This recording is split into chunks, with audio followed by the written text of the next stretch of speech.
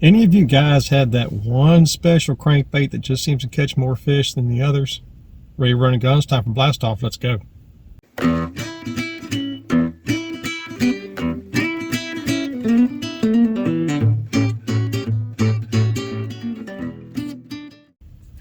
Hey guys, Todd here with you. Welcome back to Bassin 101. Trick talking crankbaits.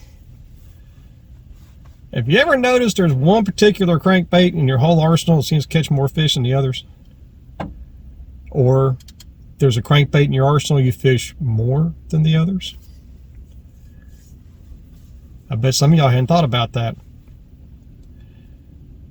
This pertains mostly to wood baits, but I'll give you credit. Plastic baits have the opportunity or have the chance of being a special bait as well. I mean, you can always have a glue joint that keeps a rattle from moving around too much. Might stick once in a while, start rattling, sticking, start rattling. You might also have one like some of the old bombers used to be, some of the Model A series, where you would get moisture and it gets around that lead ball and it gives you a real soft knock. You know, some people are like, I don't like that or whatever. But what if that's the one that catches your fish? This doesn't pertain to colors. I'm talking about a sound the bait makes, the movement the bait makes. Wood is probably the most sensitive. Actually, I'll take that back. Wood is the most sensitive. Because remember, your plastic baits are pretty well controlled. I mean, they come out of molds. But a wood bait has its own character. There's not a whole lot of wood baits out there. I mean, I know Rapala still makes them, but Rapala's pretty consistent, especially when it comes to the Shad Rap series. They're pretty consistent, but I have had a couple of Shad Raps in the past that caught more fish than the rest of them. Don't particularly care for the DT series, but that's just me. But, perfect example of a guy that will tell you the same thing too, Cliff Pace. For those of you guys who don't know, he's a 2013 Classic champion, but he also owns Black Label. And he makes really, really good balsa baits. And he knows his stuff about them too. And he even admits that there are some that just catches more fish than others. You know, I could build 10 identical balsa baits.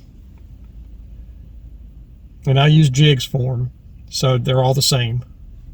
But there's always going to be that one or two that catches more fish than the rest of them. And that doesn't pertain to color. Some have hunting characteristics. Some might jerk. Some might have a little off balance as they're running into water. They might go from a wiggle to a wobble. And you just don't know. So balsa baits are interesting, but cedar has their own kick too. I mean, look at Pose.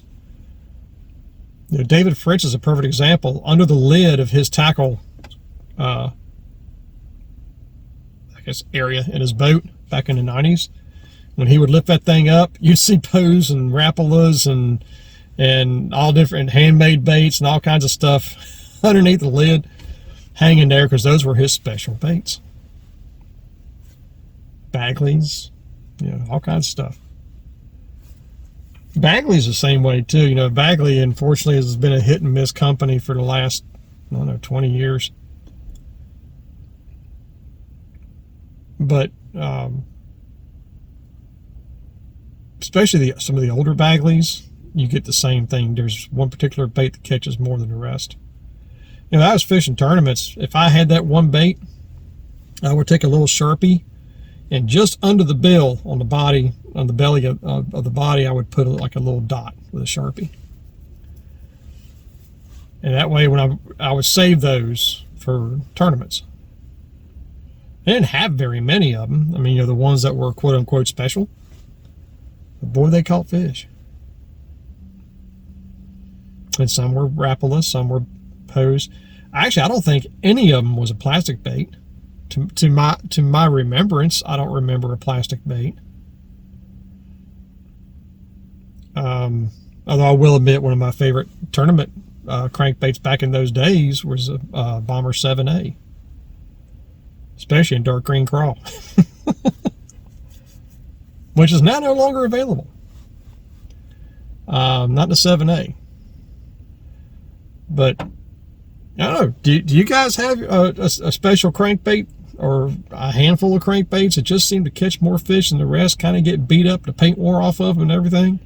Now, I wouldn't repaint them things, just keep on fishing them. And if you do get a crack, just take some clear nail polish. I prefer Sally Hansen's. You guys have seen me use that on my jig ties, because that's just hard as a rock.